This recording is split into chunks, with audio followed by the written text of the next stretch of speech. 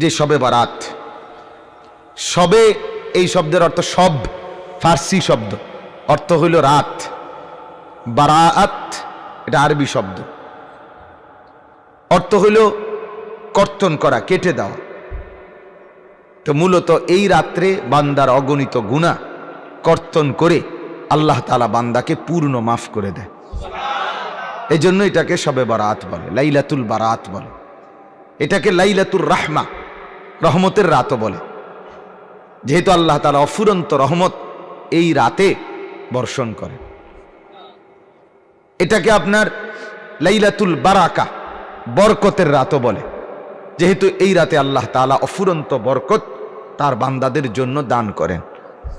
এটাকে লাইলাতুস সাক, সাক বলা হয় চেক, অর্থাৎ যেখানে এক কাগজে অনেক বড় মূল্যমানের কিছু লিখে দেয়, যেমন 10 লাখ টাকা, 1 কোটি টাকা, চেকের মধ্যে লিখে দিয়ে দিছে।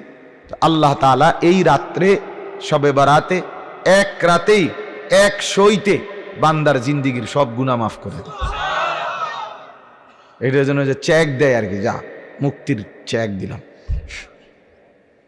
এটাকে লাইলাতুন নিসফে মিন শাবান, শাবানের অর্ধরাত্রি মানে অর্ধেক, এটাও বলা হয় শবে বারাত। তাইলে আমরা মূল 1 নাম্বার বুঝে নিলাম, শবে বারাত এটা একটা বরকতের রাত, এটা একটা রহমতের রাত, এটা একটা মাগফিরাতের রাত, এটা জাহান্নাম থেকে মুক্তির রাত, এটা আল্লাহ তাআলার সন্তুষ্টি বান্দার প্রতি প্রকাশ করার রাত। বলেন আলহামদুলিল্লাহ। তো মূল বক্তব্য ছিল শবে বারাত, এই লাইলাতুল বারাত পুরাটা রাত। এই রাত এর ব্যাপারে কোরআন এবং সুন্নাহর মধ্যে কি বর্ণনা আছে? 1 নম্বর কথা হলো কোরআনুল কারীমের 25 নম্বর পারা 44 নম্বর সূরা, সূরায়ে দুখান একটা সূরা আছে। এই সূরার প্রথমে একটা আয়াত আছে, ইন্না আনজালনাহু ফি লাইলাতিন মুবারাকাতিন। আল্লাহ তাআলা বলেন, নিশ্চয়ই আমি কোরআন নাজিল করেছি বরকতময় রাতে। কি রাতে? এই বরকতময় রাত বলতে কি উদ্দেশ্য, এই নিয়ে মুফাসসিরদের মধ্যে 2টা অংশ। এর মধ্যে সংখ্যাগরিষ্ঠ মুফাসসির যারা, অধিকাংশ মুফাসসির কেরাম, ওলামায়ে কেরাম, উনাদের মত হইল বরকতের রাত বলতে ওই রমজানের শেষ দশকের যে শবে কদর, সেটাই উদ্দেশ্য। ঠিক আছে কথা? তাহলে এটা হলো অধিকাংশ। বাকি মুফাসসিরদের মধ্যে একজন প্রসিদ্ধ মুফাসসির আছেন, হযরত ইকরামা রাহমাতুল্লাহি আলাইহি। উনি হলেন নবীজির একজন বিখ্যাত সাহাবী আব্দুল্লাহ ইবনে আব্বাস রাদিয়াল্লাহু তাআলা আনহুমার ছাত্র, শাগরিদ, মানে তাবিঈ। উনি যারা সাহাবীদেরকে দেখছেন, এই ইকরামা রাহমাতুল্লাহ আলাইহির মত হইল এই বরকতময় রাত বলতে এখানে শবে বরাতকে বোঝানো হয়েছে। তাহলে এটা যদি ধরে নেওয়া হয়, তাহলে অর্থ হইল আল্লাহ বলেন, নিশ্চয়ই আমি কোরআন নাজিল করেছি বরকতময় রাতে, মানে লাইলাতুল বারাত। কিন্তু প্রশ্ন থাইকা যায় শুধু একটা, যে অধিকাংশ বর্ণনা, অধিকাংশ মুফাসসির, অধিকাংশ হাদিস এবং কোরআনের স্পষ্ট আয়াত, ইন্না আনজালনাহু ফি লাইলাতিল কদরি, ওটা আছে আয়াত। তাহলে এর দ্বারা বোঝা যায় মূলত কোরআন নাজিল হয়েছে শবে কদরে। মূলত নাজিল হয়েছে কখন? শবে। এই জন্য মুফাসসিররা, ওলামায়ে কেরাম বলে উভয় বক্তব্যই সঠিক। মানে কি? মানে হইল লাইলাতুল বারাত যেটা এই আগামীকাল রাতে, এটার মূল বৈশিষ্ট্য হইল হাদিসের মধ্যে আল্লাহর নবী সাল্লাল্লাহু আলাইহি সাল্লাম বলেন, লাইলাতুল বারাতে আল্লাহ তাআলা পরবর্তী 1 বছর পৃথিবীতে কি কি দিবেন, বর্ষণ করবেন, নাজিল করবেন, এটার চূড়ান্ত ঘোষণা, লিখিত কপি আল্লাহ তাআলা ঘোষণা করে দেয়। আর আল্লাহ কোনো কিছু দিবে এ কথার ঘোষণা মানে যেন এটা হয়ে গেছে। তো এই জন্য ধরে নেওয়া যায় যে এই বছর শবে কদর কোরআন নাজিল সত্যি সত্যি শুরু হয়েছে, ওই বছর শবে কদরের আগে শবে বরাতে আল্লাহ তাআলা সিদ্ধান্ত ঘোষণা দিছে যে এই যে সামনে রমজান আইতেছে, এই রমজানের শবে কদর থেকে কোরআন নাজিল আনুষ্ঠানিকভাবে শুরু হবে, এটা আজকে চূড়ান্ত ঘোষণা দিলাম। তো ধরে নেওয়া হলো আল্লাহ যেহেতু ঘোষণা দিছে নাজিল হয়ে গেছে। এই জন্য এই আয়াতে বলা হয়েছে আমি নাজিল করেছি। তাইলে এটা হলো একটা বর্ণনা। বাকি এটাকে একবারে কোনো না কোনো ভাবেই কোরআনুল কারীম দ্বারা প্রমাণ করতেই হবে এটা জরুরি না। কেন? কোরআন দ্বারা যা প্রমাণিত সেটা যেমন গ্রহণযোগ্য, রাসূলুল্লাহ সাল্লাল্লাহু আলাইহি সাল্লামের হাদিস দ্বারাও যদি কিছু প্রমাণিত হয় তাহলে সেটাও গ্রহণযোগ্য। কথা বুঝছেন কিনা বলে? এখন হাদিস দ্বারা শবে বরাতের ফজিলত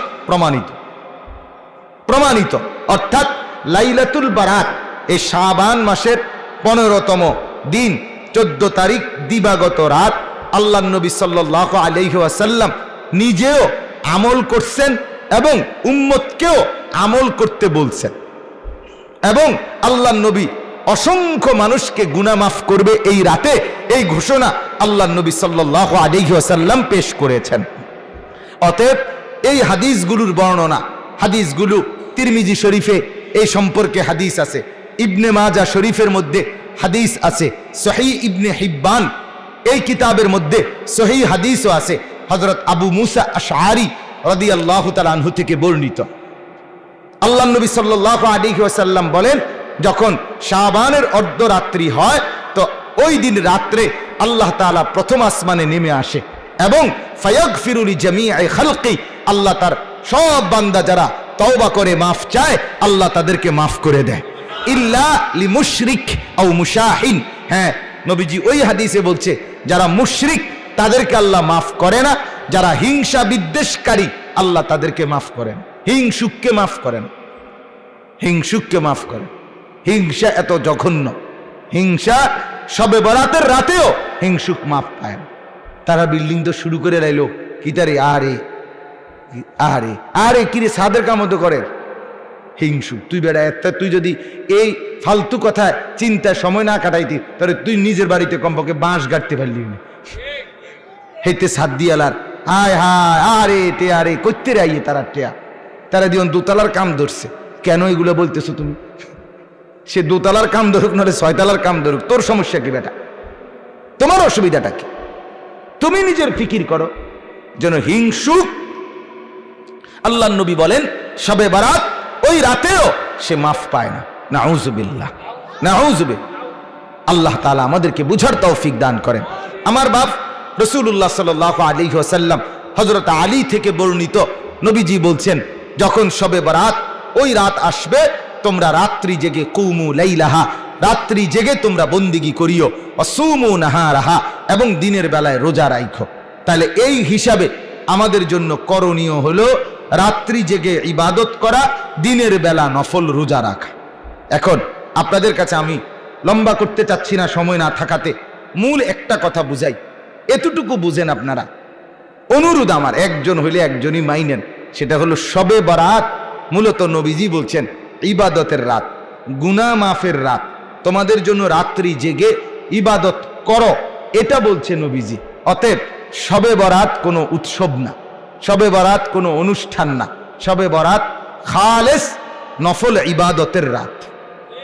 আপনি নফল ইবাদত করবেন, অর্থাৎ আপনি জিকির করবেন, আপনি নফল নামাজ পড়বেন, কোরআন তেলাওয়াত করবেন, তওবা করবেন, দোয়া করবেন, কান্নাকাটি করবেন, একাকী গোপনে গিয়ে কবর জিয়ারত করবেন, নিজে সারা রাত যদ্দুর শরীরে কুলায় আপনার নফল নামাজ পড়তে থাকবেন, আল্লাহকে ডাকতে থাকবেন। শুধুই আপনি আর আপনার আল্লাহ, এই দুইজনের মধ্যে সম্পর্ক গড়া, এর নাম হচ্ছে শবে বরাত। কিন্তু দুর্ভাগ্য আর আফসোসের ব্যাপার হলো আমরা সেখান থেকে সরে গিয়ে শবে বরাতকে অনুষ্ঠান বানাই নিয়েছি। শবে বরাত কি এখন অনুষ্ঠান? শবে বরাত হলো উৎসব। শবে বরাত পালন করে কেমনে পালন করে?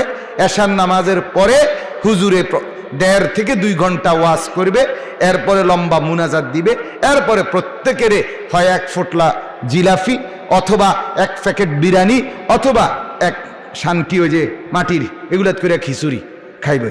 এই 3 নেয়ামতের যে কোনো একটা নেয়ামত, হয় জিলাফি, নয় বিরিয়ানি, নয়তো খিচুড়ি। এই 3টি নিয়ামতের যে কোনো একটি নিয়ামত খাবাইয়া এবার কবে শবে বরাত পালন হইছে, এবার গিয়া ঘুম দেন যায় বাইত গিয়া, এবার বাইত গিয়া এবার শুয়ে লাইছে, হেবড়ি জি গাইছে করতে আইলে শবে বরাত পালন করে আইছে। শবে বরাত কি করে আসছে? আমরা পালন করে আসছে। তা আপনারা যে হুজুরে 1.5 ঘন্টা লাগাইয়া বুঝাইলো যে এই রাত ইবাদতের রাত, আপনি যে খিচুড়ি খাইয়া শুইয়া লাইলেন, আর এইভাবে আপনারা কয়শো বছর বুঝাইলে এরপর থেকে আপনি ইবাদত শুরু করবেন, সেটা কনসে? কথা বুঝেন নাই আমার। এই জন্য আমি আমার মসজিদে বলছি জুম্মার দিন যে আপনারা আমার থেকে এটা বুঝলেন কি না, এটা কোন যে শবে বরাত বুঝছেননি? কহ হুজুর বুঝছি। আমি বলে কি করতে হবে সেটা বুঝছেননি? কহ বুঝছি। আমি তাহলে ঠিক এই কথাটা তো বললাম যে নফল নামাজ পড়বেন, জিকির করবেন, দোয়া করবেন, কান্নাকাটি করবেন, একাকী কেউকে না ডেকে গোপনে কবর জিয়ারত করবেন। তাইলে এই কথাটা আপনি বুঝছেন না? বাংলাটা কথা বলেন না, বুঝছেন কি না বলেন তো? এইটা আবার প্রত্যেক বছর শবে বরাত যে রাত, সেই রাইতে আপনার 2 ঘন্টা ওয়াজ করে বুঝান লাগবে কেন? কথা বলেন না কেন? প্রত্যেক বছর এভাবে আপনার আবার বলবে আল্লাহ রব্বুল আলামিন বলে লাব্বাইক ইয়া আবদি, বান্দা যতবার আল্লাহকে ডাকে ততবার আল্লাহ বান্দাকে ডাক দেয়। বল বান্দা কি চাই? কিছুক্ষণ পরে আল্লাহ বান্দাকে বলে বান্দা বুঝেছি, কিছু তুই চাইবি না, তুই শুধু আমাকে ডাকতে ডাকতে মজা পাচ্ছ। ঠিক আছে বান্দা, তুই আমাকে ডাকতে থাক, তুই আমার জিকির করতে থাক, আমি মাওলা তোর কি লাগবে আমি দিতে থাকবো। তোর বিবি অসুস্থ আমি জানি, তোর ছেলেটা বিদেশে সমস্যা আমি জানি, তোর বাজারে দোকানে বেচা কিনা কম হয় আমি জানি, তোর একটা ঘর নাই আমি জানি, তোর মনে অশান্তি সেটাও তো আমি জানি, তোর জীবনে বান্দা কোথায় কি আমি আল্লাহ তো সব জানি। তুই আমাকে ডাকতে থাক বান্দা, আমি আল্লাহ তোকে দিতে থাকি। হ্যাঁ, আল্লাহর নবী বলেন মান শাগালাহু যিকরি, হাদিসে কুদসিতে আল্লাহ বলেন আমার যে বান্দা আমি আল্লাহকে ডাকতে ডাকতে আমার কাছে চাইতে আর সময় পায় নাই, আমি আল্লাহ সারা পৃথিবীতে চেয়ে চেয়ে যত বান্দা যা নিয়েছে, আমার বান্দা ডাকছে যে আমাকে, না চাইতেই আমি তার চাইতে বেশি দেব। অতএব আপনারা ডাকবেন আল্লাহকে, বলেন ইনশাআল্লাহ। তাইলে ইবাদত করবেন, ইবাদত।